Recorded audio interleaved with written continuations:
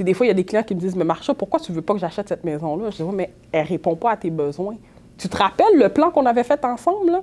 Tu voulais quelque chose de clé en main, t'es monoparental, pas de travaux. Là, on se ramasse avec une propriété qui demande 100 000 de travaux, tu sais, puis t'as 2 enfants. Tu comprends? Puis les gens me disent, ah, mais c'est fou, t'aurais pu me dire de l'acheter juste pour faire ta commission. Puis, mais j'ai dit, non, c'est pas moi, ça.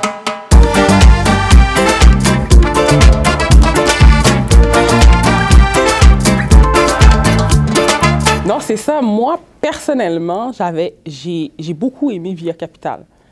Tout le concept qui est derrière, non, j'avais vraiment aimé. Mais on dirait que quand je venais de commencer, je suis rentrée chez Via Capital. J'ai fait 6 mois, puis il y a un courtier qui m'a sollicité à Sutton pour me donner une belle opportunité, me dire, regarde, j'ai envie de partir mon équipe, j'ai des clients, je suis trop débordée. Fait que là, moi, j'avais 6 mois dans le domaine, je paniquais, j'avais même peur de ne pas faire mes résultats, mes objectifs. Fait que j'ai sauté sur l'occasion, puis je suis partie travailler avec ce courtier. J'ai sauté sur cette opportunité-là. Mais personnellement, si ce n'était pas de ça, peut-être que j'aurais été encore avec Via Capital. Avec Via, as-tu Via Capital Mont-Royal ou quel autre? Non, c'était Via Capital Accès à Anjou. Ah, avec Stéphane? Oui, avec Stéphane. OK. Oui, c'est un bon directeur d'agence. J'ai vraiment rien à dire sur l'agence, pour vrai. C'est vraiment que, écoute, je paniquais. J'avais 6 mois dans le domaine. C'est des dépenses, des dépenses, des dépenses. Exactement, tu comprends? Puis tu n'as pas nécessairement le rentrée d'argent tout de suite, tu comprends? Fait que j'ai paniqué.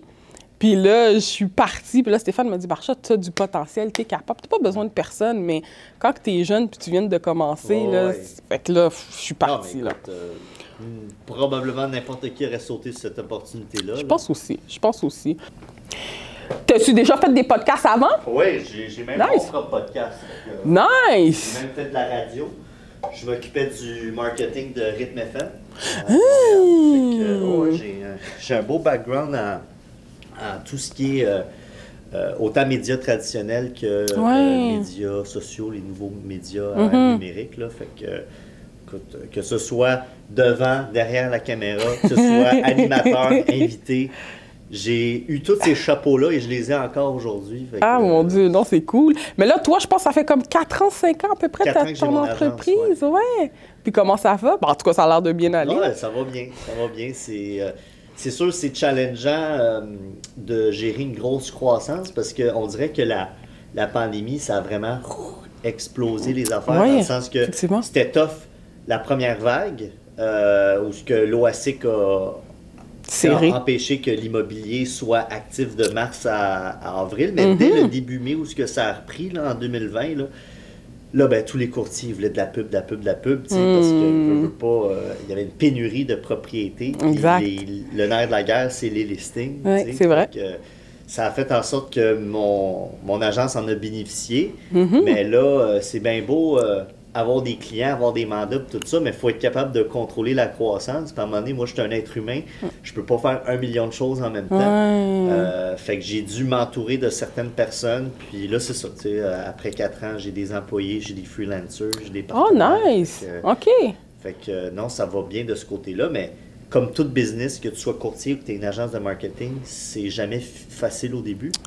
Puis quand tu as une croissance rapide, encore une fois, c'est pas facile parce que c'est très beau monter, mais ça peut redescendre assez vite. Fait que je joue dans ce genre de montagne russe-là, d'émotions, de challenge, mais j'aime ça. C'est ça que j'ai décidé de faire, puis je suis très content. Puis tu sais, c'est la raison pourquoi que, en fait, je t'ai appelé. Tu sais, c'est même pas parce que tu as une agence de médias ou quoi que ce soit, c'était même pas ça. C'était vraiment le parcours d'entrepreneur qui m'intéressait. Parce que moi, le but pourquoi j'ai parti ce podcast-là, c'est comme pour dire les vraies affaires. C'est quoi la vie? C'est quoi être entrepreneur? Parce que les gens, ils pensent que tu veux être courtier demain matin parce que tu vois le courtier que tu aimes beaucoup, là, qui roule en Mercedes, mais c'est ça qui reflète la vie d'être entrepreneur, mais c'est pas vrai. C'est plus complexe que ça, tu sais. Fait que moi, j'aimais beaucoup ton parcours parce que tu es parti d'un super bon emploi, tu étais super bien payé, puis tu as décidé de laisser tomber tout ça pour aujourd'hui être entrepreneur. Puis c'est respectable, là, puis ça va super bien pour toi à date. C'est ça. Ça n'a pas été facile, évidemment, mais tu sais, moi, je pense qu'il n'y a aucun chemin facile dans la vie. Fait que, surtout moi qui n'ai aucun membre de ma famille qui a un background en affaires, oui, dans les médias, mais à titre de salarié. Fait que mon père était animateur télé-radio, ma mère était productrice télé. Fait que je comprenais le monde des médias, mais en tant que salarié. En tant qu'entrepreneur, c'est une toute autre game. Vraiment. C'est comme, mettons, pour un courtier immobilier.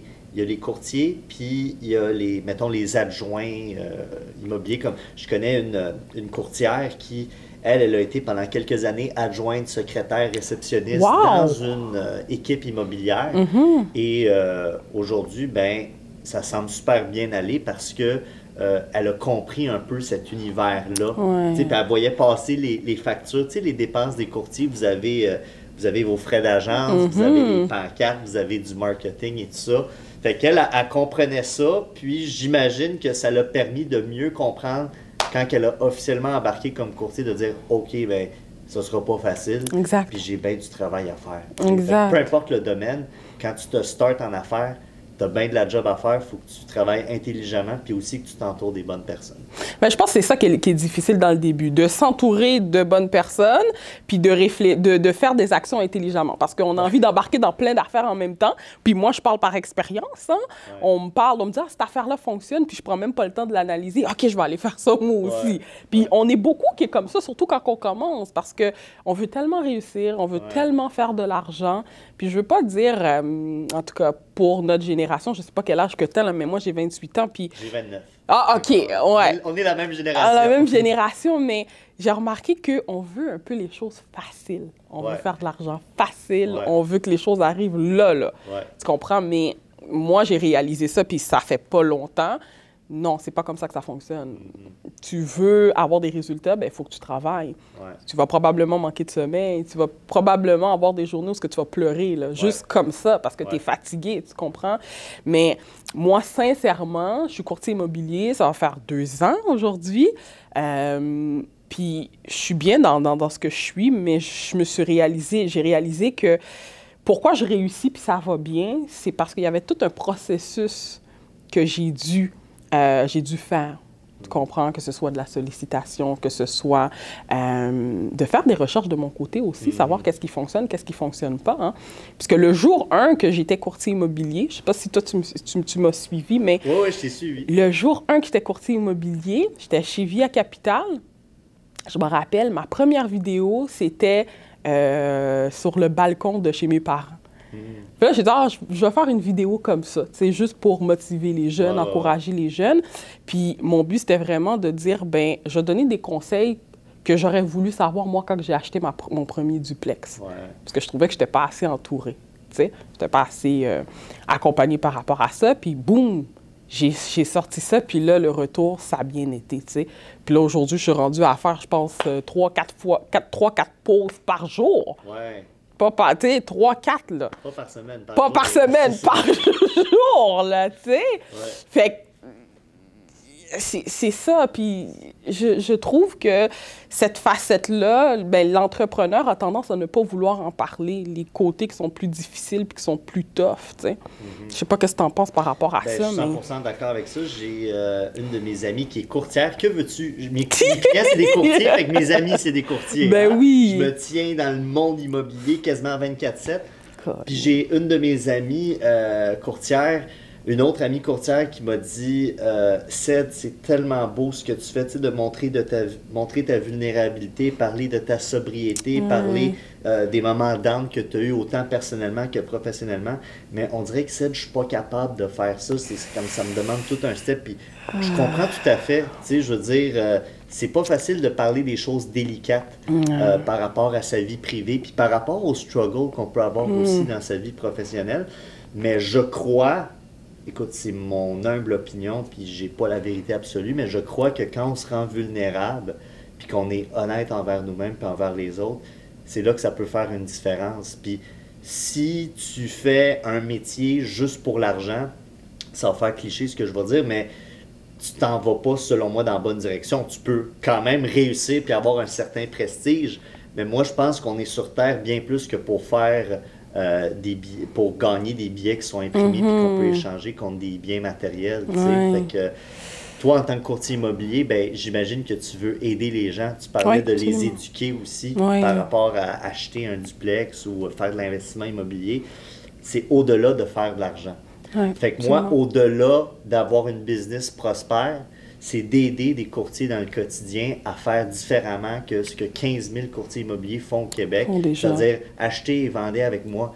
Ouais, mais what's in it for me? C'est quoi qu'il y a d'autre par rapport à ça, par rapport à ton offre de service, par rapport à ton accompagnement et tout ça? Fait que c'est ça, tu sais, je pense que c'est quelque chose qui se fait pas du jour au lendemain. Mais justement, moi, j'ai pas été du jour au lendemain à parler de ma dépression puis de ma sobriété. Tout ça, ça a été un long work on process. Et encore aujourd'hui, c'est un work on process. Il y a des choses que je me sens pas encore à l'aise de partager. Puis ça va venir avec le temps. Puis des fois, il y a aussi notre jardin secret. Il y a des choses qu'on doit garder. Effectivement! Non! Privée, c'est sûr, c'est sûr. Mais c'est parce que j'ai aussi l'impression que dans comment qu'on s'enligne, c'est que les gens s'en foutent, excuse-moi mon langage, de savoir que tu es le meilleur courtier et que tu as vendu plein de maisons sur la rue. C'est pas ça qui est important. Il y en a une petite partie qui vont être interpellés par ça, mais effectivement, c'est pas tout le monde. Mais c'est pas tout le monde, tu comprends? Les gens veulent savoir c'est qui Marsha, tu comprends? C'est quoi son passé? T'sais? Et je comprends ton ami dans la mesure où moi aussi, je suis un peu comme ça, je te mentirais pas. Je calcule ce que je dis et ce que je ne dis pas. Puis ça arrive souvent que les gens qui travaillent dans mon contenu me disent « Mais Marsha, parle plus de toi. » Puis je suis comme « Caroline, non! Je mets même pas de photos de personnel sur mon Facebook en passant. Hein. Tu sais, les photos des enfants de mon frère. Tu sais, les gens, il y a un côté de moi que les gens ne savent pas. Parce que j'ai comme l'impression que j'aurais plus d'intimité. Tu comprends? Je suis Marsha, courtier immobilier. J'ai quand même un rôle, je dois être professionnelle. Fait que là, si je commence à mettre des photos des enfants, si je commence, tu comprends, peut-être que les gens ne vont plus me donner cette crédibilité-là. Oui. Puis la crédibilité en marketing, en visibilité, c'est hyper important. Oui. Mais je pense que tout est dans l'équilibre, je crois. OK. Si tu es trop réservé, renfermé par rapport à des aspects de ta vie, puis tu sais, exemple, les enfants, pas obligé de parler des enfants, tes neveux, nièces et tout ça, mais c'est quoi qui fait triper Marsha autre que l'immobilier? Elle s'en va-tu ce week-end au Festival de Saint-Tite, au Festival de Jazz? Je veux savoir c'est quoi que t'aimes, tu vois? Fait que hier, je te donne un exemple. Hier, là, je m'en allais à Joliette pour tourner un nouveau concept de podcast pour un de mes clients. Et il m'a dit, Seb, je te laisse carte blanche. Parce qu'il a vu mes affaires, puis il me fait confiance. Fait que ça, moi, j'adore embarquer là-dedans.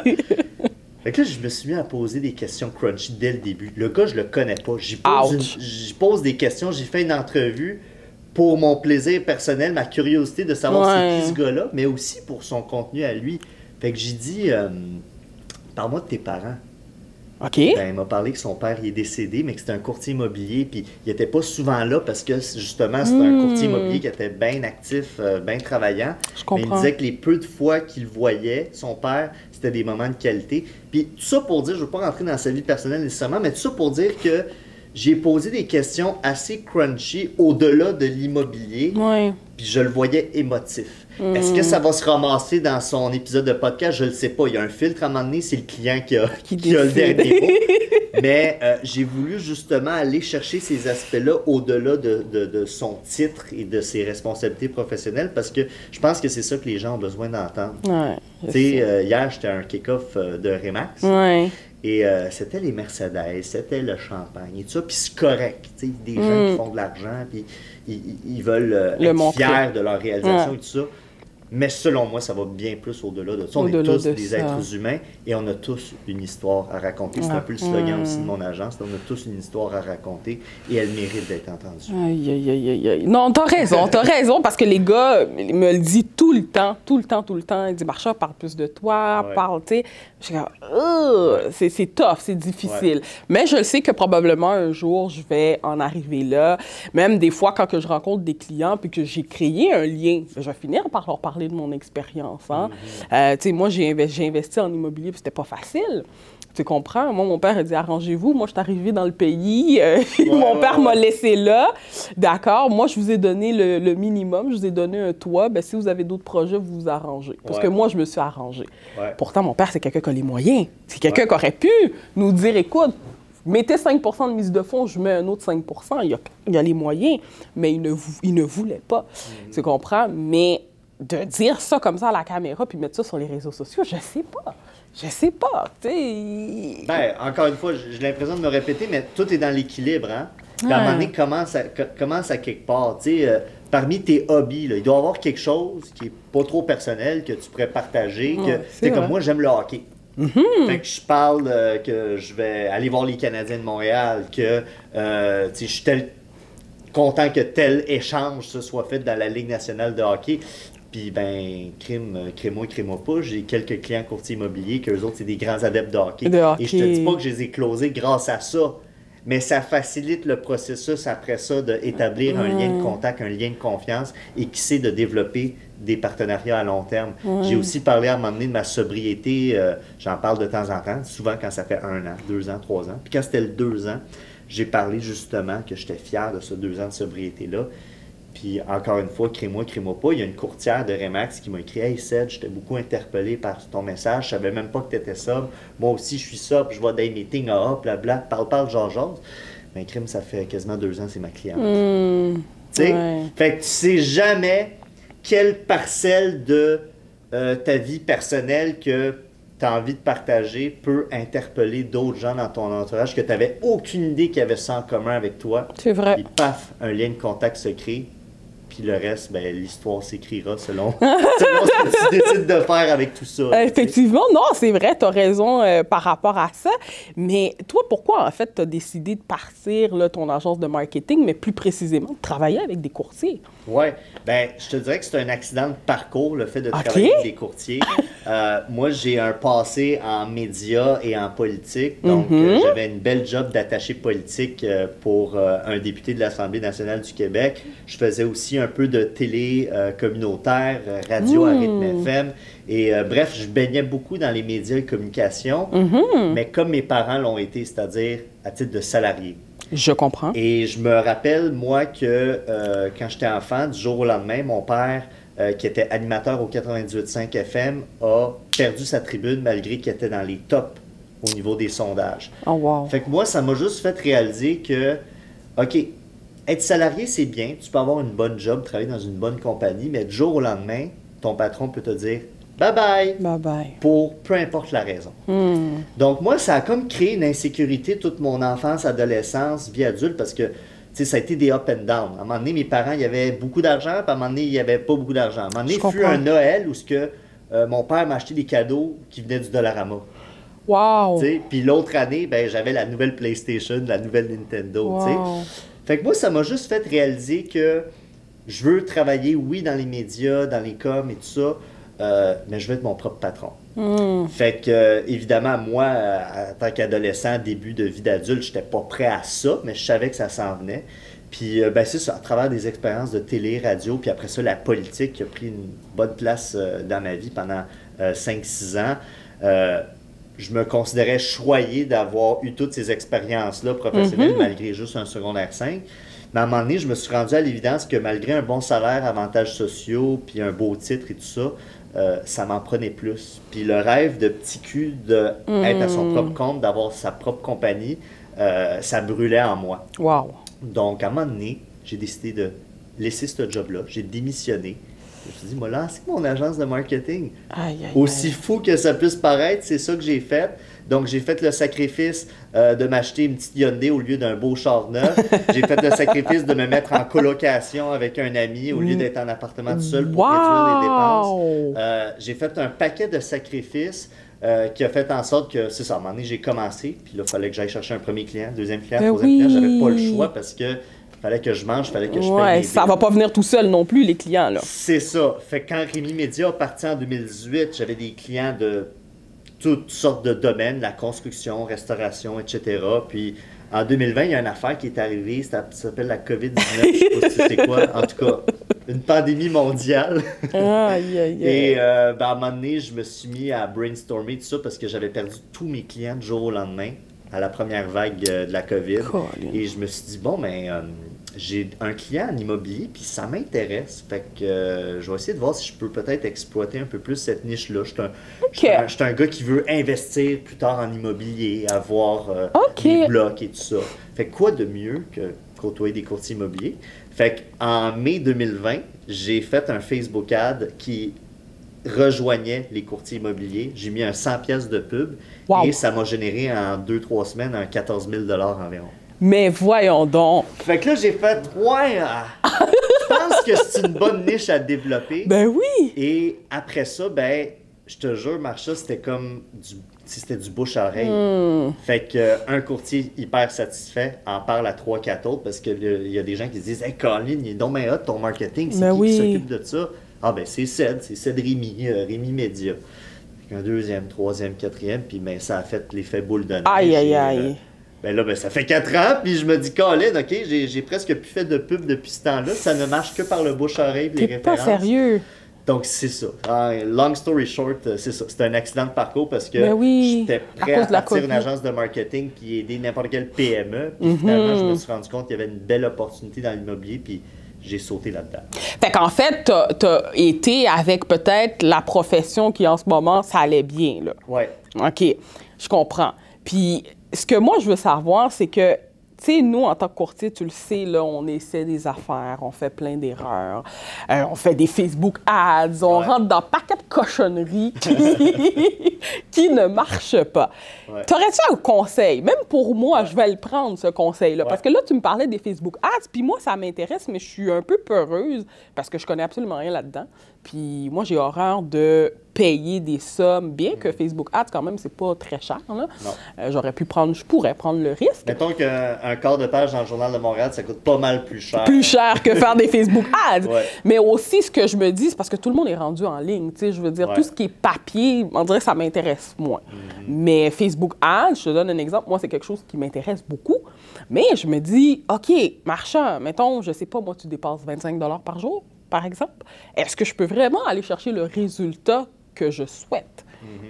Bien, en fait, il faut que tu te poses la question en premier lieu, c'est qui ta clientèle cible? Tu sais, c'est hyper important, puis ça va faire tellement cliché de dire ça, mais c'est parce que tu peux pas passer à côté de ça. Puis moi, quand un courtier immobilier me dit, ben, n'importe qui veut vendre ou acheter une propriété, hey, mon ami, ça marche pas de même, là. Moi, comment ma business a explosé, c'est parce qu'à un moment donné, j'ai niché. J'ai décidé que ça allait être les courtiers immobiliers. Donc, toi, en tant que courtier immobilier, acheteur ou vendeur, tu priorises? Mettons vendeur. OK, là, on commence à jaser.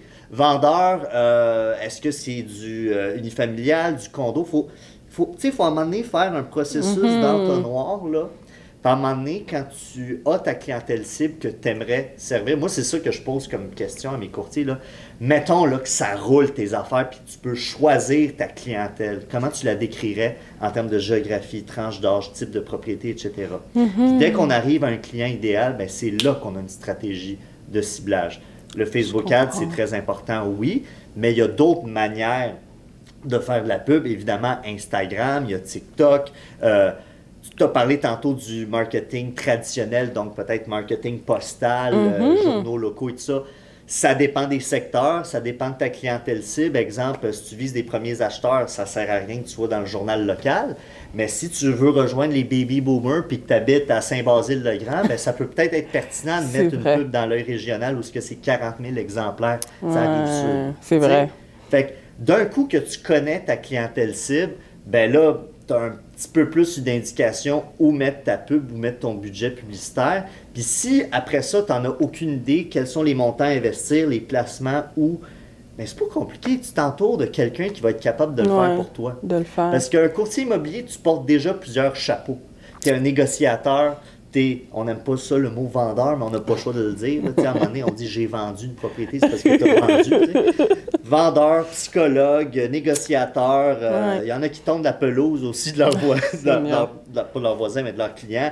Vous portez 1 million de chapeaux. Fait que là, si tu rajoutes le chapeau de marketing puis de faire tes pubs toi-même, bonne chance. C'est un peu complexe. Fait que autant que moi, je me suis entouré de bonnes personnes, de personnes meilleures que moi dans certains domaines pour faire croître ma business, c'est la même chose chez toi en tant que courtier immobilier. Il faut que tu t'entoures de gens qui ont cette expertise-là, d'aller rejoindre ta clientèle cible. Fait que Tu fais-tu affaire avec une agence marketing, avec un coach marketing, avec quelqu'un qui s'y connaît sur les réseaux sociaux, avec un coach immobilier?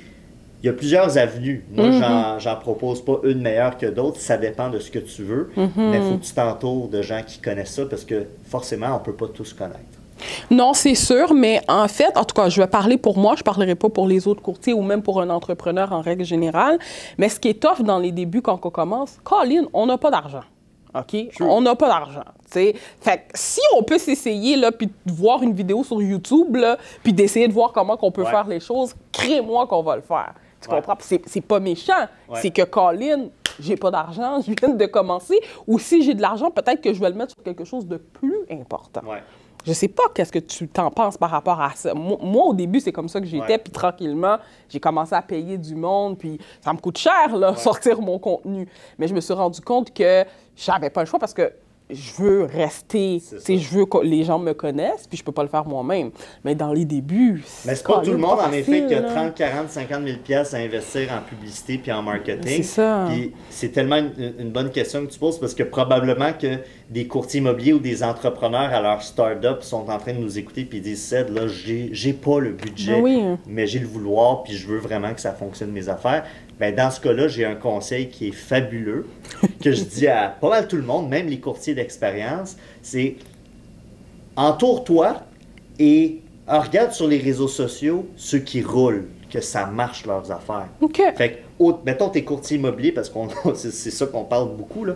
Mettons que tes courtiers immobiliers, ben regarde les top courtiers immobiliers au Québec, mais au-delà aussi du Québec. Donc, les tops au Québec, les tops au Canada, les tops en Amérique du Nord. Tu sais, moi, un des exemples que j'aime beaucoup, c'est Ryan Searant, qui est à New York.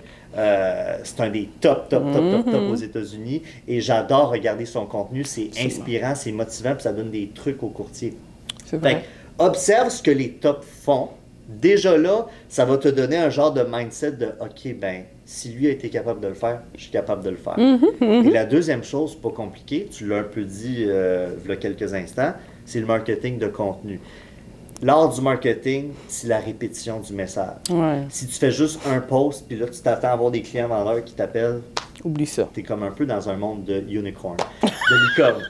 Mais si tu mets du contenu à répétition et du contenu pertinent, des fois informatif, des fois éducatif, des fois qui donne de l'émotion, des fois inspirant, bref, tu fais du repeat dans le marketing de contenu, c'est-à-dire Facebook, Instagram, etc., toutes ces plateformes qu'on connaît, ben, à un moment donné, les gens, là, quand ils vont penser à vendre ou acheter une propriété, qui c'est que tu penses qu'ils vont appeler?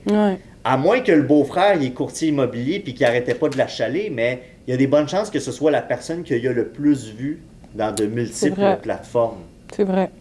Donc moi, quand des courtiers m'appellent et que j'ai aucune idée c'est qui, ah, mais ça, c'est parce que j'ai vu ton contenu sur les réseaux sociaux, puis j'ai vu que tu as tel client courtier, nanana, ben, c'est parce que je poste. Je partage les réalisations que j'ai faites qu'on a faites pour nos clients. Fait que, veux pas, la meilleure stratégie, c'est de viser sur le marketing de contenu, puis ben, c'est le bouche-à-oreille, puis c'est justement de voir ce que les gens y font. À un moment donné, ça te dit, OK, ben, on va l'essayer, lui, j'arrête pas de le voir partout. On va lui donner une chance. Exact. C'est vrai. Moi, Marsha, je te connais pas, mais je te connais en quelque sorte parce que tes podcasts, tes reels, j'y vois tout le temps. Tu sais, des fois, je passe une demi-heure là, juste à scroller sur Facebook Watch, là, puis Colin, je te vois tout le temps. Ben, c'est ça qu'il faut. C'est ça qu'il faut. Tu sais, je parlais justement à un ami qui est courtier, puis lui, son problème, il dit, Marsha, je pourrais jamais faire qu'est-ce que tu fais. J'ai dit, pourquoi? J'ai dit, c'est-tu parce que tu penses que ça prend beaucoup de temps? Il dit, non, c'est même pas ça. Marsha, je sais pas parler à la caméra, je suis poche. J'aime pas faire ça. Tu comprends ce que je veux dire? Je dis, oui, mais pour moi, c'est tellement naturel. Quand tu parles avec un client, t'es-tu gêné? Je dis, non, je suis pas gênée. Je dis, oui, mais c'est la même chose, tu comprends? Mais au-delà de ça, moi, ce que je lui ai dit, moi, mon point fort, c'est la communication. J'ai la jasette. Ça me dérange pas d'être devant une caméra. Ça, c'est mon point fort. Mais toi, c'est quoi ton point fort? Tu comprends? Moi, c'est comme ça que je le vois. Parce que je ne suis pas prête à dire que juste faire du contenu en vidéo, c'est le top, puis quelqu'un ne pourrait pas sortir de sa zone de confort puis réussir d'une autre façon. Tu comprends? Moi, j'ai un courtier que je connais personnellement, il ne fait pas des vidéos. mais il sort des articles, il a son Ouais. blog, puis ça marche super bien. Fait que toi, cherche c'est quoi ton point fort, c'est quoi que t'aimes, t'es bon dans quoi, puis let's go. Tu comprends? Moi, c'est les vidéos. Ça a Ouais. super bien été pour moi. Let's go. Ouais. Mais si tu me dis de faire des blogs, je te dis non, Colin, mon français est nul à chier, là. Je peux pas Ouais. faire ça, tu Ouais. comprends? Ouais. C'est long, puis ça me tente pas de m'embarquer là-dedans. Je préfère qu'on me voit. Même les appels. On me dit souvent que cold j'ai une bonne voix portante, Ouais. je serais bonne là-dedans, mais je n'aime pas faire des appels. Ouais.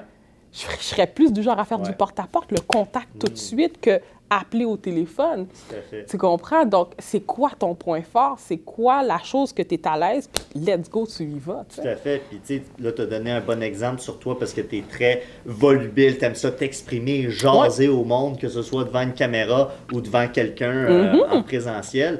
Mais pour quelqu'un que, justement, il est peut-être un peu plus réservé, qu'il est plus analytique, ben, crime, rien t'empêche de faire du contenu comme ça. Fait que si la caméra est un stress et est un anxiogène pour toi, ben, laisse faire la caméra. Ouais. Puis fais des articles de blog ou fais des tableaux statistiques du C'est marché. Va rejoindre justement les gens qui sont un peu comme toi, Comme fait toi. qui sont un peu plus, je ne veux pas dire technocrates, mais qui sont un peu plus, tu sais, comme qui regardent les données, que pour eux, C'est c'est vrai. important de savoir l'état du marché, les statistiques et tout ça. Publie du contenu en ce sens, tu sais. C'est ce que je me dis aussi. Puis il y a quand même quelque chose qu'il faut que je dise qui est peut-être un peu contradictoire à ce que tu dis, c'est que si tu veux avoir ce que tu n'as jamais eu, il faut que tu fasses ce que tu n'as jamais fait. Je suis Donc d'accord. parfois, là, de sortir de sa zone de confort, c'est à ne pas négliger. Il y a un autre de mes clients que je ne nommerai pas, qui lui a commencé à être courtier immobilier en 2019 et lui était, je vais le dire les vraies affaires, pourri, mais à chier devant la caméra. Ah, wow. Mais j'ai comme imposé qu'il fasse une première Mais vidéo, oui, puis une deuxième, puis une troisième. c'est vrai. Et aujourd'hui, après 3 ans environ, c'est un des tops chez Wow. Via Capital, mois après mois. Wow. Tu sais, puis ce gars-là, là, mettez-y une caméra en 2019, il voulait rien savoir. Ouais, Puis à cette savoir. heure, je vois sa chaîne YouTube et tout ça. Il sort des vidéos à toutes les 2 semaines, si c'est pas à chaque semaine. Oui. Tu sais, Non, fait c'est que vrai. Si tu l'essayes pas, tu le sauras jamais. Mais au Ouais. moins, essaye de sortir de ta zone de confort, puis peut-être que tu vas découvrir un nouveau talent. Puis au pire, tu vas dire, ben crime, j'ai essayé. Ouais. Si tu l'essayes pas, tu le sauras pas. Non, c'est vrai. Mais surtout dans la profession que je suis en termes de courtier immobilier, puisque moi, je me suis rendu compte que quand j'ai une idée qui passe en tête, il faut que je l'exécute tout de suite. Si je ne le fais pas, le petit hamster là, qui est dans ma tête, là, négatif, du côté négatif, parce qu'on en a deux. Celui qui est positif, celui qui est négatif. Ouais. Fait que le négatif, il va embellir. Ouais. L'idée de mon podcast, là, si tu me demandes, ça fait combien de temps tu as pensé à ça, c'est le mois passé. Hein. Le mois passé, je me suis réveillée, je dis, ce serait cool de faire un podcast. J'en ai parlé au gars de mon contenu. Hey, qu'est-ce que t'en penses? OK, let's go, on le fait. Puis là, aujourd'hui, je suis rendue avec 4 épisodes d'enregistrés. là. Wow. Tu comprends? Mais si l'idée, je la fais pas tout de suite, je vais jamais passer à l'action. Tout à fait. Ça, c'est moi, mais je pense qu'il y a beaucoup de gens aussi qui sont comme ça.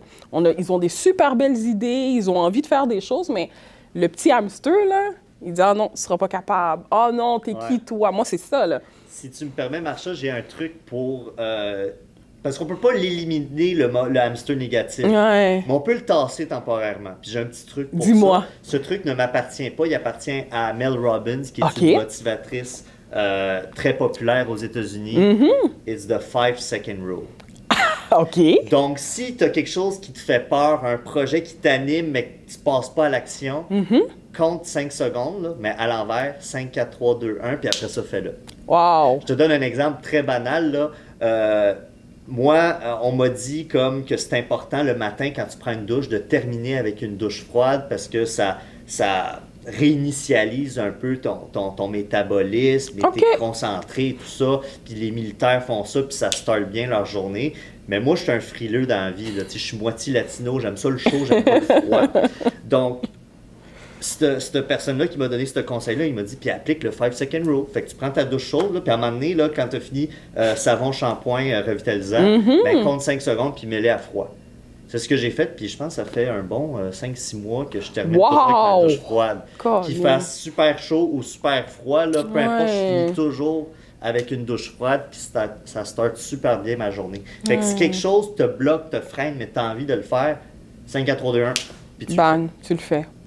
Tu le fais. Mais aussi, au-delà de ça, j'ai réalisé que, mettons, les gens qui réussissent vraiment dans leur vie, là, en termes d'entrepreneurs, mais c'est des gens qui sont sortis de leur zone de confort, puis qu'ils ont fait des choses que, peut-être au début, ça les tentait pas, mais qu'ils ont fait, garde, j'ai pas le choix, let's go. Si je veux amener mon entreprise à un autre niveau, ben j'ai pas le choix de sortir de ma zone de confort. Ben oui. Pas le choix. Fait que, je le répète encore une fois, mais pour avoir ce que tu n'as jamais eu, il faut que tu fasses ce que tu n'as jamais fait.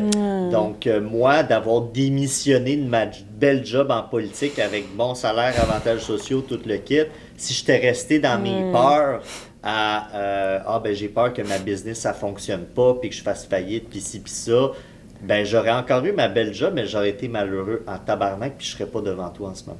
Mais tu sais, c'est fou parce que je trouve que en tant qu'entrepreneur, on a tout un peu la même histoire. De dire on était salarié, ça n'a pas fonctionné. On a tout le temps quelqu'un dans notre famille qui nous a dit embarque pas là-dedans. Tu sais, moi, là, dans ma famille, à part mon frère, qui a toujours été derrière moi, il dit, Marsha, courtier immobilier, je te vois à 100 000 à l'heure de faire ça. Mais tout le reste de ma famille, c'est, t'es-tu sérieuse? Courtier immobilier, c'est un deuxième emploi, c'est une seconde carrière. Tu vas pas faire de l'argent. C'est surtout pour mon père, c'est venu le chercher dans ses insécurités. Absolument, parce que mon père, c'est quelqu'un qui aime beaucoup la routine, la stabilité, la sécurité d'emploi. C'est quelque chose de très important pour lui. Fait que du jour au lendemain, moi, je lui dis, je vais devenir courtier immobilier. Un an après, mon frère, avec 2 enfants en bas d'âge, des bébés, lui dit, écoute, papa, je quitte ma job pour partir ma compagnie de transport. Écoute, là, si tu voulais lui faire une crise cardiaque, là, c'est comme... Tu aurais pu dire, je m'en vais humoriste ou je vais faire un bac en théâtre à l'UQAM, là, il aurait réagi pareil. Il aurait réagi, exact, il aurait réagi pareil. Surtout pour nous, les Haïtiens, puis moi, je le dis tout le temps, là, c'est pas une blague, mais c'est vrai, mais chez nous, les Haïtiens, il y a comme 2, 3, 4 carrières à peu près que tu peux faire, puis qu'on veut que tu rentres là-dedans. C'est le milieu de la santé, infirmière, préposée, c'est ce genre de carrière-là. Si tu dis que tu fais ce métier-là, tu es en business. Mais si tu dis, en tant qu'Haïtien ou Haïtienne, je m'en vais être entrepreneur, je pars ma business, boy, les parents sont pas contents. Écoute, je te comprends tellement, Marsha, parce que je suis clairement pas haïtien, mais j'ai un de mes très bons amis qui est haïtien, puis je veux prendre un petit 15 secondes pour le mentionner. Là, il s'appelle Jean Hamilton. Et lui, il a été à l'université, puis il aimait pas ça, mais il le faisait pour écouter ses parents. Puis à un moment donné, il s'est dit, je veux lancer ma business. Je veux lancer ma business de café, puis de café haïtien. Donc, il a développé la compagnie Mocafé, mais au Canada, en Amérique du Nord. Donc, on parle beaucoup de café brésilien, café colombien et tout ça, mais lui est en train de révolutionner un peu l'industrie du café en amenant le café haïtien, qui est très bon d'ailleurs, au Canada et aux États-Unis. Fait que je lève juste mon chapeau à ce gars-là parce que lui aussi est issu de la communauté haïtienne. Puis à un moment donné, ben, il a juste décidé de ne pas écouter le bon vouloir de ses parents puis de starter sa business. Aujourd'hui, ça va super bien. Puis on se rejoint un peu là-dedans aussi parce que ma mère vient du Venezuela. Donc la communauté latino, à certains égards, surtout au niveau des carrières pour les enfants, c'est un peu similaire. Mais honnêtement, pour vrai, c'est sûr que bon, c'est leur génération, c'était leur façon de passer dans le temps. Je respecte ça. Mais ce que je trouve plate, c'est qu'il y a beaucoup de jeunes qui ont envie de faire autre chose, qui n'ont pas nécessairement envie d'être infirmières, qui n'ont pas nécessairement envie d'aller travailler dans le milieu de la santé, OK? Puis que, ben, ils le font pas à cause de ça. Tu comprends? Parce que moi, je te le dis, là, pendant que j'étais courtière dans mes débuts, ma mère a dit, ben, ça ne te tente pas d'aller prendre un cours d'infirmière? Je suis comme, mais tu me niaises, je travaille, j'ai une job. Tu sais, pour eux, surtout dans mes débuts, là, maintenant, c'est différent. Parce que les gens, je suis dehors, je marche, les gens me reconnaissent, mes parents sont, wow, OK. Ils voient que ça roule, les fins de semaine, je suis pas là, tu comprends? Fait que là, c'est autre chose, ils ont changé leur discours. Mais dans les débuts, c'était ça, là. Ah, attends, ça te tente pas d'aller prendre un cours d'infirmière? Je suis comme, ben, j'ai une job, je travaille. Tu comprends? Mais pour elle, c'est comme, elle n'avait pas catché. Pour eux, c'est comme un passe-temps, être courtier immobilier. C'est une job, une seconde carrière. Tu comprends? Puis c'est ça que je trouve plate. Parce qu'il y a des gens qui ont énormément de potentiel, qui voudraient partir en affaires, mais qui refusent de le faire. Et au-delà de ça, je ne te dis pas que tout le monde devrait devenir entrepreneur. C'est pas vrai, là. On a besoin d'infirmières, on a besoin de préposés aux bénéficiaires. Et c'est pas vrai que tout le monde est fait pour être entrepreneur. Tout à fait. OK? Mais je trouve que la personne qui a ça en elle devrait sauter puis devrait passer à l'action. Tout à fait. Puis, tu sais, on parle d'entrepreneur, mais ça peut très bien être... tu sais, ça va peut-être être comique ce que je vais dire, mais il y a des jeunes qui aujourd'hui rêvent d'être YouTubers, qui rêvent d'avoir leur propre podcast, d'avoir leur tribune, sans être nécessairement des entrepreneurs avec des employés puis une grosse business ou courtier immobilier. Ils veulent partir un métier qui n'existait même pas il y a 20-30 ans. C'est vrai. Mais justement parce que leurs parents n'ont jamais connu ça et avaient leurs propres insécurités, ben, tu veux être YouTuber, tu niaises-tu, là, c'est pas une vraie job. Mais c'est pas vrai. Ça peut être une vraie job. Il y a des YouTubers qui gagnent 20 000, 30 000 par mois. Pas par année, par mois. Par mois. Donc, s'il y a quelque chose qui te drive vraiment, même si c'est pas un projet de business, mais c'est un métier, c'est quelque chose que tu as toujours voulu faire, mais que tu as peur pour certaines insécurités, mais c'est pas grave, il faut que tu le fasses pareil. La pire chose qui risque d'arriver, c'est que ça n'a pas marché, puis après ça, tu essayes autre chose. Effectivement. Mais l'autre pire chose à ne pas négliger, c'est que la dernière chose que tu vas avoir dans la vie, c'est des regrets. Effectivement, absolument. Surtout quand on est jeune. Tu sais, moi, c'est ça que j'ai dit à mon père. Colin, j'ai 28 ans, mon frère en a 26. Tu sais, si on a à faire quelque chose, c'est là, tu comprends? Parce que des fois, quand on est plus vieux, c'est plus complexe. On se ramasse avec des plus grosses responsabilités. OK, on a l'hypothèque, on a la maison, les enfants, c'est plus complexe de faire le saut, puis de dire, ben je vais réaliser mon rêve, puis whoop, je vais devenir entrepreneur, ou je vais essayer du moindre. Fait que c'est pour ça que moi, je me dis, quelqu'un qui a 16 ans, 18 ans, 19 ans, Christ, c'est quoi que tu as à perdre? Ou même nous deux qui, dans la mi-vingtaine, on a décidé... Exact. On n'était pas mariés, on n'avait pas d'hypothèque, mais en tout cas, je pense que tu avais déjà des mais, tu sais, à la mi-vingtaine, la fleur de l'âge, si on peut le dire ainsi, qu'on a beaucoup de drive, d'énergie, tout ça, mais qu'on n'a pas énormément de responsabilités, c'est le meilleur moment. Et je veux pas non plus décourager les personnes de 38 ans avec 2 enfants puis une hypothèque que tu peux pas faire ton projet de rêve. C'est juste que c'est un petit peu plus challengeant que quelqu'un qui a 25 ans et qui a presque pas de responsabilité. Mais tout est possible à tout âge. Absolument. Non, écoute, moi, personnellement, malgré les opinions de mes parents, je suis vraiment contente. Courtier immobilier, je pense que j'ai trouvé enfin ma place parce que, chose que tu ne sais pas, moi, j'ai essayé pas mal d'affaires. T'sais, moi, là, à un moment donné, je voulais être policière. J'ai essayé plein d'affaires. Fait que j'ai fini par faire un DEC en éducation à l'enfance pour me rendre compte, pendant que j'ai fini mon DEC puis je travaille, que Marsha, qu'est-ce que tu fous là? C'est pas ta place, là. Tu comprends? T'es pas bien, t'es pas heureux. Les conditions de travail sont très difficiles pour les éducatrices à l'enfance. Puis j'étais comme, j'aime les enfants, mais pas au point de non, ma place n'est pas là. De t'occuper des enfants des autres à la journée longue. Bien, il y a ça, mais c'est pas que ça aussi, c'est les conditions de travail. Je suis désolée, là. Éducatrice à l'enfance, là, c'est vraiment pas bien payé. Puis au-delà de pas être bien payé, on n'est pas pris à notre juste valeur. Parce que le salaire, c'est une chose, OK? Mais après ça, tes responsabilités, comment tu te sens quand tu vas travailler, ça, c'est une autre affaire. C'est pas pour rien. Là. Si tu regardes les statistiques, tu regardes même les inscriptions, là, le monde ne s'inscrit quasiment plus dans cette formation-là. Tu comprends? Fait que là, c'est tout ça dans ma tête. Je me suis dit, Marsha, est-ce que tu te vois pendant 20 ans, 25 ans à faire ce travail-là? Puis la réponse était non. Non, je me vois pas faire ça. Ben OK, ben c'est quoi que t'aimes? Puis là, j'avais fait une liste de ce que j'aimais. Puis, moi, j'avais mis dans un de mes objectifs d'acheter mon premier immeuble à 25 ans, parce que moi, j'ai un cahier d'objectifs, tu sais. Puis, j'avais suivi des cours au Club d'investisseurs immobiliers. J'adorais ça. Tu sais, mon frère, il riait. Il dit, hey, t'as été dépenser 4 000 $ pour... J'ai dit, ouais, mais t'as même pas d'argent pour investir en immobilier. Je dis, ouais, mais c'est pas grave. Au moins, je vais avoir les acquis, puis ça va me rester dans la tête. Puis le jour que je vais être prêt, ben, je vais y aller, tu sais. Puis là, j'ai dit, mais pourquoi pas faire courtier? Fait que là, j'ai commencé à sortir des articles, puis les articles me faisaient peur, parce que les articles disaient qu'en moyenne, un courtier qui vient de commencer fait environ 40 000 par année. Là, j'étais comme, 40 000 par année, c'est encore moins que qu'est-ce que je faisais en éducation à l'enfance. OK? Mais là, j'ai dit, OK, Marsha, regarde, on ne va pas regarder le salaire, on s'en fout. Vas-y avec qu'est-ce que tu aimes, va prendre une journée d'information. Si tu aimes ça, tu t'inscris. Puis là, je me suis inscrite, j'ai aimé ça. Puis j'ai été capable de dépasser ces statistiques-là. Je suis fière de le dire que ma première année, c'est vraiment pas ce salaire-là que j'ai fait. Mais je me suis rendu compte que c'est même pas une question d'argent, de combien je peux aller chercher par année. C'est vraiment, ma place est là, j'aime ça, j'aime ce travail-là, let's go. T'sais. Puis je le vois même quand que je parle à des clients. T'sais, des fois, il y a des clients qui me disent « Mais Marsha, pourquoi tu veux pas que j'achète cette maison-là? » Je dis « Oui, mais elle répond pas à tes besoins. Tu te rappelles le plan qu'on avait fait ensemble, là?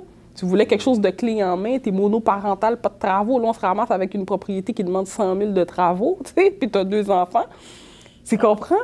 Puis les gens me disent « Ah, mais c'est fou, t'aurais pu me dire de l'acheter juste pour faire ta commission. » Puis, mais j'ai dit « Non, c'est pas moi, ça. » Pourquoi? Parce que moi, quand j'ai acheté, j'aurais voulu avoir un courtier solide qui me dise quoi faire, mais surtout quoi ne pas faire.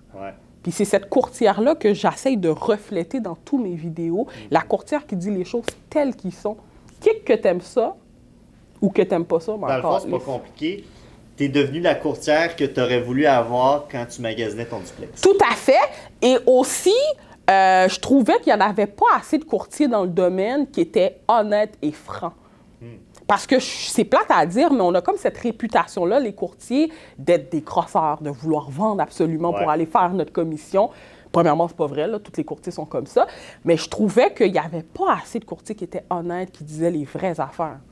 Si tu veux t'acheter une maison, le doute, ben, il faut que ton crédit soit bon, il faut qu'il y ait des étapes à ça. Puis honnêtement, là, les courtiers immobiliers malhonnêtes ou crosseurs ou qui ont pas nécessairement les valeurs à la bonne place, c'est tellement une minorité. Exactement. Par contre, cette minorité fait tellement de dégâts que justement, c'est tous les bons courtiers immobiliers qui payent la note. Donc, ton travail de justement montrer tes valeurs, c'est quoi que tu fais pour tes clients, l'accompagnement et tout ça, faut que tu le promouvoies double, triple, quadruple. Parce que justement, il y en a qui n'ont pas fait les affaires de la bonne manière. De la bonne façon. On parle ces temps-ci beaucoup, c'est d'actualité, de parler de la double représentation, ce que l'OASIC est en train de faire comme réforme. Ben ça, c'est parce qu'il y a une minorité de courtiers qui ont comme un peu abusé de ça, puis qui ont, ils ont préféré faire le plus d'argent possible. Puis tu sais, la fenêtre d'opportunité était excellente. Il y avait une pénurie de propriété, puis là, c'était de la surenchère et tout ça. Mais qui paye la note au final? Oui, le consommateur, mais les bons courtiers immobiliers qui sont honnêtes et tout ça. Fait que c'est bien de la job pour vous. Mais à un moment donné, ben, quand tu réussis à convaincre quelqu'un puis de dire, gars, je sais que tu as peut-être eu des mauvaises expériences, tu as entendu des affaires parler, mais fais-moi juste confiance, là, du début à la fin, une seule fois, puis je vais te prouver ma valeur, je vais te prouver que je vais tout faire pour toi. Fait que je pense que c'est ça que tu as fait auprès de ta clientèle. Effectivement, c'est ça que j'ai fait, c'est ça que j'ai voulu faire, que je fais présentement avec mes vidéos puis mon contenu. Par contre, je te mentirais pas que, tu sais, moi, quand j'ai commencé à faire des vidéos sur les réseaux sociaux, j'ai mangé une claque. Ah ouais? Oui, parce que c'est là que j'ai su c'était quoi les réseaux sociaux. Parce que quand tu es beaucoup sur les réseaux sociaux, c'est quoi qui vient avec? C'est des haters, c'est de la critique. Tu comprends? Donc, j'ai mangé une claque, là, je te le dis, là, parce que, wouh, ça fesse. Mais je me suis dit, attends, Marsha, on se calme, on se calme. Oui, tu as des commentaires haineux, mais tu en as aussi des gens qui aiment beaucoup ce que tu fais. Des gens qui t'arrêtent dans la rue, « Ah, j'aime vraiment ce que tu fais, etc. » Fait que pense à ça, pense à ce côté-là, puis continue. Continue à faire ce que tu fais, puis c'est fou parce que je suis partie de la fille qui était, qui était confiante puis qui aimait faire les vidéos, mais j'avais quand même cette petite insécurité-là en moi, surtout quand que tu reçois des commentaires qui sont pas super. Ah, c'est ça. Mais tu parles des réseaux sociaux, puis c'est tellement... ce que j'ai envie de dire par rapport à ça, c'est que c'est biaisé, malheureusement, les réseaux sociaux, parce que tu vas avoir un mauvais commentaire et 1 million de bons commentaires, j'exagère peut-être, mais tu sais, ça se peut qu'au final, ta vidéo, tu as un mauvais commentaire puis 4-5 likes, mais ça veut pas dire que ta vidéo était pas bonne. T'sais, moi, au fur et à mesure que j'ai créé du contenu sur les réseaux sociaux, puis avant j'étais plus comme YouTuber, fait que j'avais beaucoup de vidéos sur YouTube, évidemment, j'ai eu des haters puis des commentaires haineux et tout ça. Mais au-delà de ça, des fois, j'avais des gens qui m'écrivaient en privé. Ils disaient, Ced, je voulais pas liker ou commenter ta vidéo publiquement parce que, peu importe, des insécurités, des peurs, tout ça. Mais ces gens-là disaient, ça m'a beaucoup inspiré, ça m'a fait réfléchir, puis je te remercie beaucoup. Fait que tu sais jamais sur qui cette vidéo-là va tomber. Tu sais, moi, je te connaissais pas, mais je voyais ton contenu, puis genre, j'accrochais là-dessus, puis c'était pas pour rien que Facebook Watch me proposait tes vidéos, parce que j'aimais ça. Mais probablement que tu savais pas jusqu'à aujourd'hui que j'aimais ton contenu, parce qu'on se connaissait pas vraiment, on était juste comme amis Facebook. Mais moi, je l'aime ton contenu, là. C'est pas pour rien que je te cite, c'est parce que j'aime ce que tu fais. Je comprends. Fait que tu sais, encore une fois, ça revient à... Tu sais jamais qui ça peut rejoindre, ça peut interpeller ton contenu. Puis laisse-toi pas faire par 2-3 haters, des gérants d'estrade, que tout ce qu'ils font, c'est regarder Netflix dans leur salon. Non, je comprends ce que tu dis, mais j'ai comme aussi des fois l'impression que peut-être c'est pour ça que ça arrête certaines personnes de vouloir faire des vidéos, de vouloir se montrer aussi. Parce que là, j'en reviens encore à ma culture, à qui je suis. C'est que, puis non, je pense pas nécessairement c'est que pour les Haïtiens, mais tu sais, des fois, quand on réussit dans la vie ou puis que ça va bien nos choses, on a aussi un peu de difficulté à le démontrer. Oui. Bien, ça, c'est quand même culturel, mais au niveau du Québec. Montrer qu'on réussit, montrer que ça marche, nos affaires, qu'on a réalisé des objectifs, c'est un peu mal vu. C'est ça. Oui, c'est ça. Chez les Québécois, oui, effectivement, parler d'argent, c'est très touché. C'est très touché. Puis même moi, honnêtement, je fais attention à ça parce que j'ai pas envie non plus d'amener, mettons, je fais une vidéo puis que ça s'amène sur une autre sphère que j'avais pas l'intention d'amener ça. Fait que c'est sûr, tu sais. Mais au-delà de ça, je me suis rendu compte aussi que malgré que je suis courtier, je suis quelqu'un que le paraître n'est pas nécessairement important. Tu le sauras jamais c'est quelle marque de voiture que je conduis, à moins que c'était un de mes clients, puis tu comprends? J'étais sûr que la Ferrari bleue en bas, c'était Nope! Colin. C'est même pas mon genre en plus. Non, mais tu sais, c'est l'autre chose aussi que... C'est même pas que je fais attention à ça, c'est que c'est pas ma personnalité.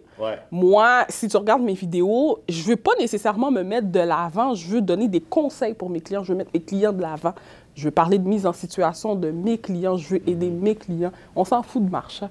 Tu comprends? Moi, je suis pas d'accord avec ça. Non! Sais-tu pourquoi? Pourquoi? Parce que là, dans les 10-15 dernières minutes, tu as parlé un peu de toi, tu as parlé de tes parents, tu as parlé du fait que tu as acheté un duplex à un jeune âge et tout ça. Ton histoire que tu as à peine un peu racontée m'intéresse beaucoup et je suis sûr qu'elle intéresse des gens qui nous écoutent en ce moment. Fait que c'est pas vrai que les gens s'en calissent de marché qui veulent juste ses conseils. Moi, je pense que, je me répète encore une fois, mais tu as une histoire à raconter. Elle mérite d'être entendue et tu sais jamais qu'est-ce que ça va faire. Ça va raviver la flamme chez quelqu'un puis il va dire, Colin, si elle l'a fait, moi, je suis capable de le faire. T'sais, moi, justement, j'ai 29 ans, puis je suis encore dans un condo locatif, puis j'arrête pas de me casser ça la tête, là, comme ça, là, de dire j'ai pas encore de duplex, d'investissement immobilier, tout ça, mais si quelqu'un a été capable de le faire à 25 ans, si quelqu'un a été capable de le faire à 30 ans, ben, je suis capable de le faire moi absolument, aussi. Absolument. Fait que c'est pas vrai que les gens s'intéressent pas à toi. Tu as un podcast, tu donnes des conseils, fine, c'est excellent, mais... Encore une fois, on a tous une histoire à raconter. Non, je sais. Puis, tu sais, pourquoi tu m'as invité? C'est parce que tu as vu un petit peu mon parcours entrepreneurial. Absolument. Donc, oui, je donne des conseils marketing, mais je pense que des gens sont beaucoup interpellés aussi par mon histoire. C'est la même chose avec toi. C'est la même chose avec la personne qui nous écoute en ce moment, qui a son idée de podcast, mais qui a peur de le faire. Parce que, il a peur de messages haineux ou de critiques aussi ou ça. Mais encore une fois, je pense que tout le monde a une histoire à raconter. Puis qu'on devrait mettre l'accent là-dessus, là. Exact. Fait que là, ça veut dire que je vais devoir mettre ça dans mes objectifs à atteindre. Tout à fait. Parce que les gens veulent connaître Marsha avant de l'appeler, avant de prendre rendez-vous avec elle. Moi, je vais en connaître sur elle avant d'y confier ma propriété. Tu comprends? Je comprends. Je comprends. Fait, ceci étant dit, tout est un jeu d'équilibriste. Tu n'as pas à tout dévoiler, à vider ton sac sur tous les aspects de ta vie personnelle. Mais par parcimonie des petites affaires, des petites pépites d'or sur la vie, les hobbies puis les objectifs de Marsha. Moi, je pense, en tout cas, que ça peut interpeller. Non, mais tu as raison, parce que comme je te dis, là, mes caméramans me le disent à longueur de journée. Mais je sais pas, c'est que, on dirait que je me dis, peut-être les gens, c'est pas ça qui les intéresse, puis eux, ils veulent vraiment que je les mette de l'avant. T'as raison! Non, t'as raison, t'as raison. Mais c'est ce que je pense. Ouais. Puis l'autre chose aussi que je dois te dire, puis je parlais justement de ça avec un courtier que je respecte beaucoup, j'ai un peu le sentiment d'imposteur. Parce que moi, ça fait que 2 ans que je suis courtier. Ça va bien, mes affaires. Si je dis le contraire, c'est clairement je mens. Ça va super bien. Puis il y a des courtiers que ça fait peut-être plus longtemps que moi, puis ça roule pas comme ça. Fait que j'ai aussi ce sentiment d'imposteur-là, puis de dire, écoute, Marsha, garde-toi une petite gêne. Mais en même temps, tout expert a déjà été un débutant. Puis moi, ça fait 4 ans, oui, que j'ai mon agence, mais tu sais, au début, ça faisait juste 1 jour. Après ça, ça a juste fait 3 mois. Après ça, ça a juste fait 1 an. Ouais. Puis il y en a, tu sais, qui m'ont appelé puis qui m'ont dit, oui, je serais intéressé par vos services en marketing, mais quelle est votre scolarité? Ouch! Puis moi, j'ai juste un secondaire 5, hein. Fait que j'ai littéralement dit à la personne, j'ai dit, écoute, si tu magasines quelqu'un qui a des diplômes, on arrête ça tout de suite, là. Ouch! Mais si tu magasines quelqu'un qui va tout faire pour que ça marche tes affaires, bien là, tu es à la bonne place. Je ne l'ai pas closé, la personne, parce qu'elle était à la recherche de quelqu'un qui avait un diplôme. Mais justement, ces clients-là ne m'interpellent pas. C'est pas ce genre de gens avec qui je veux travailler. Fait que c'est plate, mais en même temps, c'est beau. On ne peut pas faire l'unanimité, puis on ne peut pas avoir tout le monde comme client. Mais c'est pour ça que je répète, c'est important de choisir quelle est ta clientèle cible, avec qui tu as envie de travailler.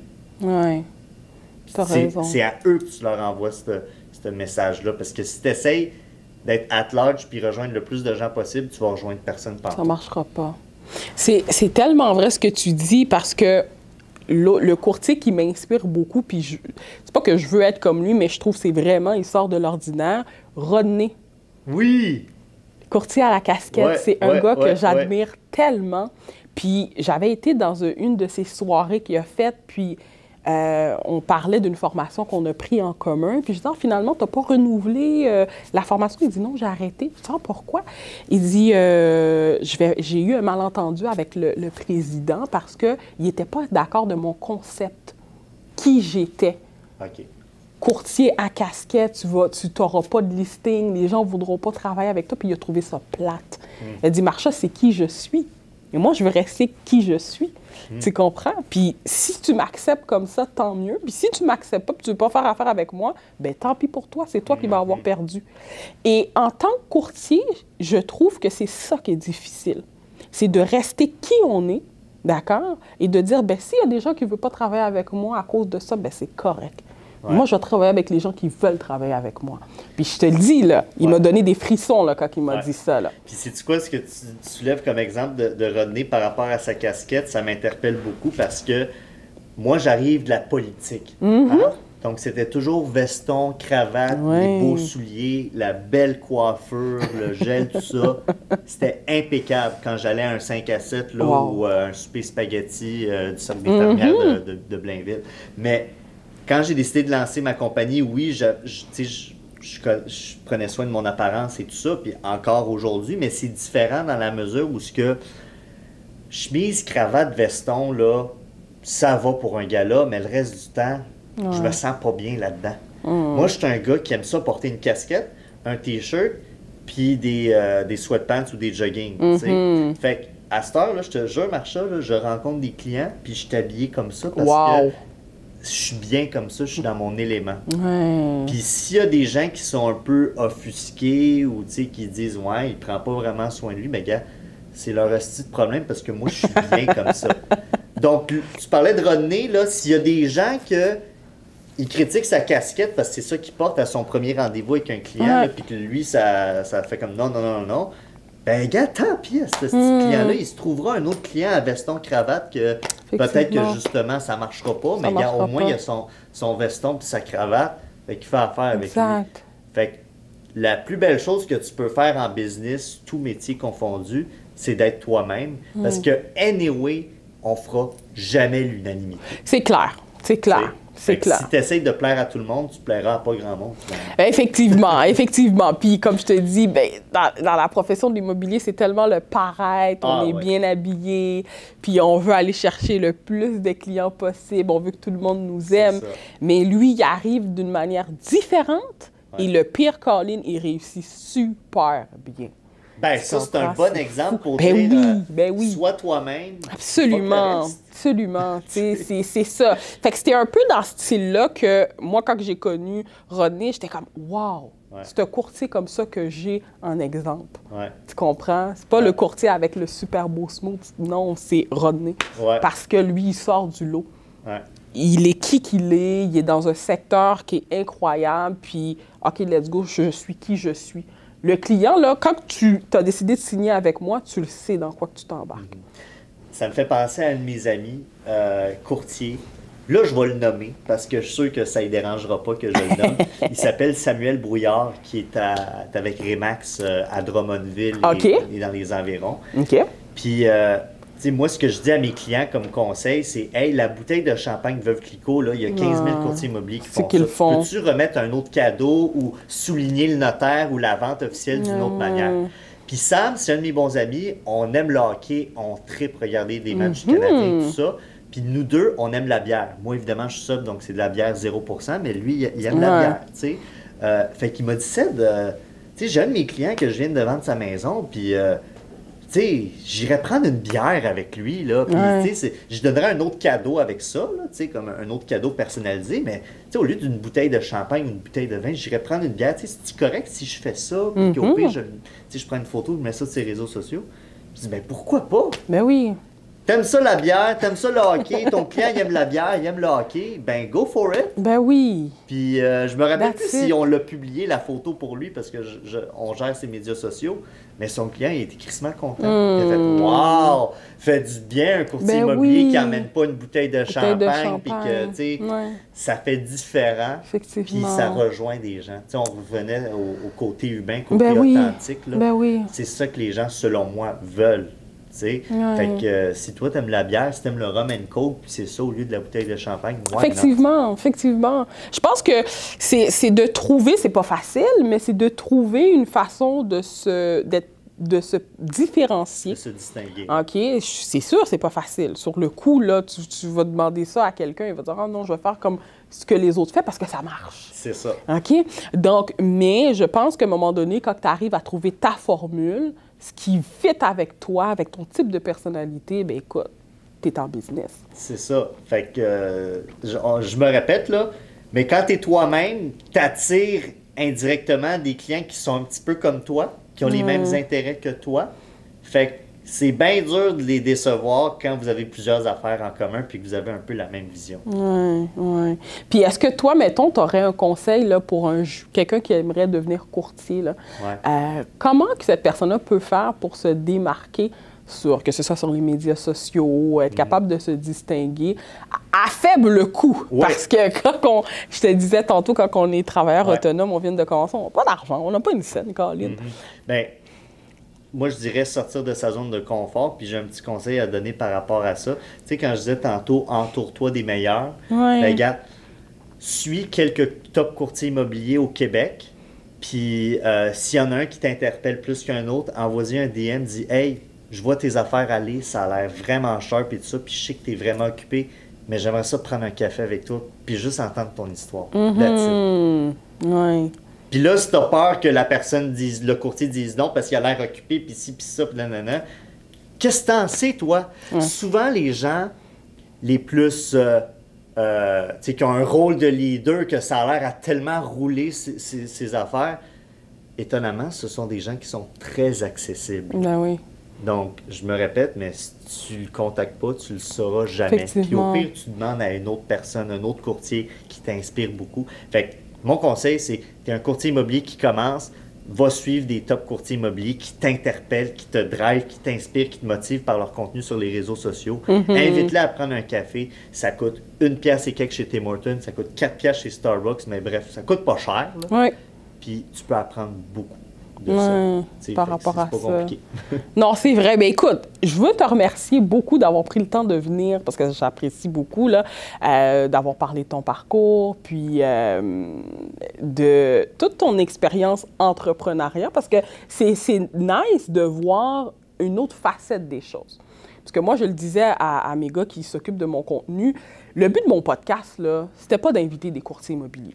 Malgré que je suis courtier immobilier, mais pas nécessairement. Mon but, c'était vraiment d'inviter, peu importe la personne dans le domaine qui travaille, depuis qu'il y a quelque chose, une plus-value qui peut apporter pour les gens qui m'écoutent, qui peut parler de son expérience, let's go. Parce que dans la vie, il n'y a pas que l'immobilier. On s'entend. Donc, c'est dans cette optique-là et dans l'optique aussi de se dire les vraies affaires. Parce que moi, j'ai un franc-parler, j'aime ça les choses directes, j'aime ça qu'on dise les vraies choses. J'aime ça les choses politiquement incorrectes. Ouais, exact! Les choses politiquement incorrectes, parce que je trouve que dans la société où ce qu'on est, ben, on a tendance à utiliser des gants blancs. Tu comprends? C'est comme, Chris, ça te tente pas de faire quelque chose ou t'es pas disponible, dis-le. C'est ça. C'est clair, tu comprends? Mais là, la personne t'harcèle, puis c'est parce que tu lui donnes un peu d'espoir, mais t'as pas envie. Fait que c'est ce côté-là que je trouve plate, puis je me dis que dans la société qu'on est, si on veut réellement avancer, si on veut vraiment voir un changement, on doit être prêt à entendre les choses qui font mal. Tout à fait. Et ça, c'est dans n'importe quel domaine confondu. Ça peut être dans la politique, ça peut être dans la santé, peu importe.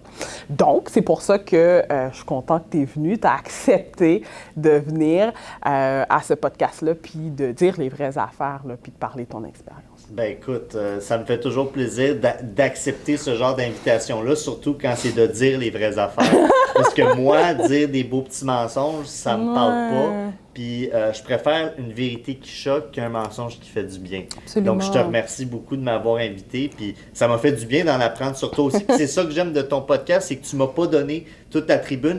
Je me suis permis de te poser des questions et d'en apprendre plus sur toi. Exact. Puis je suis pas mal convaincu que ça interpelle les gens qui nous écoutent aussi. Tu penses? Pas mal convaincu, ouais. Là, c'est sûr que là, je vais en entendre parler, par exemple. On va dire, Marsha, j'ai entendu ci, j'ai entendu ça. Mais non, c'est vrai, tu as raison. Tu as raison à 100 000 à l'heure. Puis c'est quelque chose que je travaille, honnêtement, parce que les gars n'arrêtent pas de m'harceler avec ça. Mais tu as raison, parce que le premier invité que j'avais invité, c'est un coach de fitness.